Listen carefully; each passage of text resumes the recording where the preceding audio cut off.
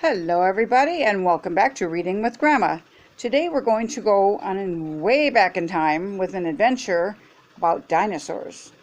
This dinosaur lived in the city and he lived with a family called the Lazardos. So what do you think? Do you think dinosaurs can live with us? That'd be pretty cool to have a pet dinosaur, don't you think?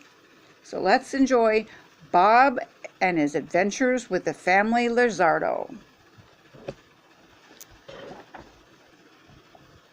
Every year before the start of baseball season, the Lazardo family took a trip far from their home in Pimlico Hills. One afternoon, while on safari in Africa, young Scotty Lazardo wandered away from camp. He returned with a dinosaur. "Look what I caught," he said. "Can we keep him?" pleaded Scotty's sisters Zelda and Velma. "I don't see why not," said Dr. Lazardo. "He looks kind of like my Uncle Bob," said Mrs. Lazardo. Jumbo, their bodyguard, said nothing. Scotty patted the dinosaur on the nose. "Bob," he tried. The dinosaur smiled and waved his giant tail, so they named him Bob.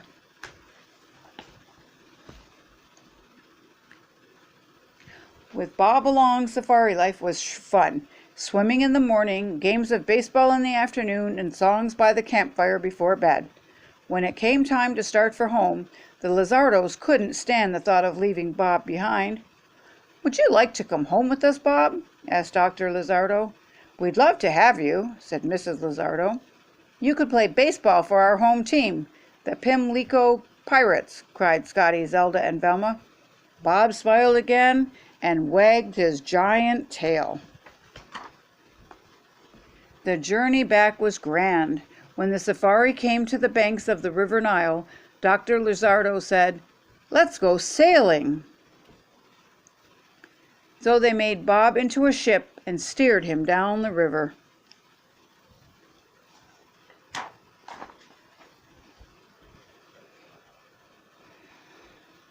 But they couldn't sail Bob all the way home to Pimlico Hills. So Dr. Lazardo booked passageway on a luxury liner. That's a great big giant boat. "Bob took us down the Nile in style," reasoned the doctor. "It would be bad manners if we didn't return the favor." It was a wonderful voyage. Passengers danced the conga up and down Bob's back while he played his trumpet, a gift from the ship's orchestra. Every morning the children led Bob up to his berth in the ship's smokestacks and brought him a little bedtime snack, 2 peanut butter and bologna sandwiches and 400 double Dutch chocolate cakes. That's quite a snack. When the ship reached New York City, the Lazardos visited Central Park. After a light snack of 750 hot dogs, they caught the train to Pimlico Hills. It was Bob's first train ride. Reporters flocked to the Lazardo home in Pimlico Hills. "Well, Bob will scare off the burglars," Dr. Lazardo told them. "And he can blow a mean trumpet," said Zelda. "He can dance too," said Velma and Mrs. Lazardo at the same time. "And he can play baseball," shouted Scotty. Jumbo said nothing. The photographers' cameras flashed. "Lengthy lizard lands with Lazardos," read the headlines in the newspaper. Bob was famous. The next day, Bob and the Lazardos played some baseball in the backyard. Bob was terrific. He could play right and left field at the same time. The Pimlico Pirates watched Bob's play. The Pirates had never won a game. They were the worst team in history, but everyone in town loved them and went to all of their games. "I wish the big guy in green could play for us," said one of the pirates. The following morning, Bob saw some neighborhood dogs chasing cars. He decided to join them. He was stopped by a policeman. "Aren't you the Lazardo's dinosaur?" Bob nodded. He was arrested for disturbing the peace.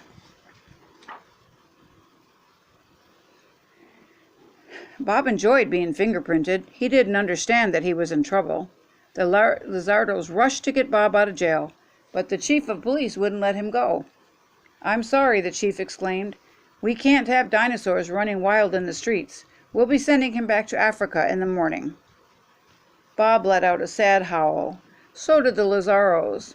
Everyone, even the policemen, began to cry. That night no one at the Lazardo's house could sleep. "Poor Bob," sighed Scotty. "All alone," said Velma. "Without his trumpet," said Zelda. Suddenly Dr. Lazardo jumped up, grabbed his hat, and ran out the door. "Don't worry," said Mrs. Lazardo. "Your father never goes out in his pajamas unless he has a smashing idea." Soon the doctor returned with the Pimlico pirates. "Come on," he whispered, "and be very quiet. I think I know how to save Bob." Bob's escape made headlines the following morning. "Lazardos and Lizard on the lam. Cops confused." The people of Pimlico Hills weren't worried. They were too busy thinking about the pirates' opening games. The whole town was going that afternoon, even the chief of police. As the stadium filled, no one noticed a large bump on the outfield. The team began to run out onto their baseball diamond as the announcer called their names. When the last of the team was announced, the announcer shouted, "And now the newest Pimlico pirate, Dinosaur Bob." The bump began to move. There stood Bob. The crowd roared. So did the chief of police. Bob smiled his big dinosaur grin, and the game began.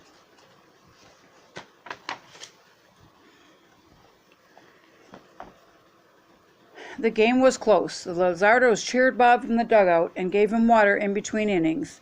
The Pirates were playing better than they ever had. They needed just one run to win the game when Dinosaur Bob stepped up to bat.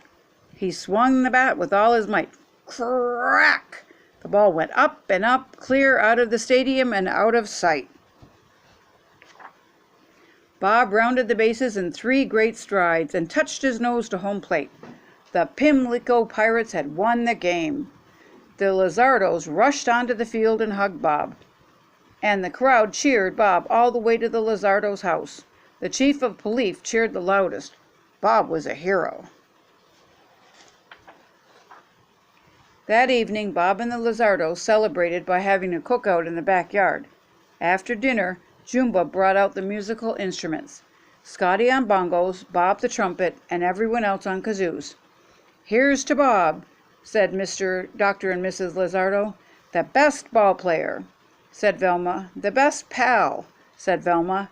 "And the best dinosaur a family ever had," shouted Scotty.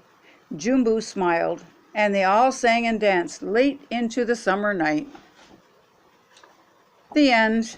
I hope you enjoyed that very silly, very fun story about a dinosaur that lived in Africa and came to the United States to live with a family and have fun playing baseball and musical instruments. This is what you mean when you use your imagination. Anything is possible. So I hope you guys keep doing that, and every book you read, enjoy it and use your imagination with it. Go on wonderful adventures. Until next time, bye-bye now.